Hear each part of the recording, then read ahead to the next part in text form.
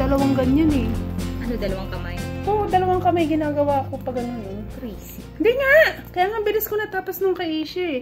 Ang pinagawa ko lang kay Cham Cham yung babae kasi wala na akong time. Adik. Dalawang kamay talaga. Parang mabilis. Di ba yung kay Ate Sharon, siya rin nung gumawa kay ano? Yung kay Niago. Di ba maganda din yan? Ayan ang mga limestone. Kailangan din, marunong ka. Ito yung ano niya, pattern.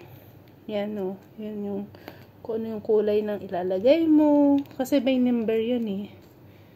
Ganyan ang itsura niyan. Ayan. Nakadikit na to guys. Lalagay mo na lang siya. Ayan o. Nagkapalit-palit sila. Hindi pwede. Kailangan marunong ka. Diba? Ang ganda ng limestone.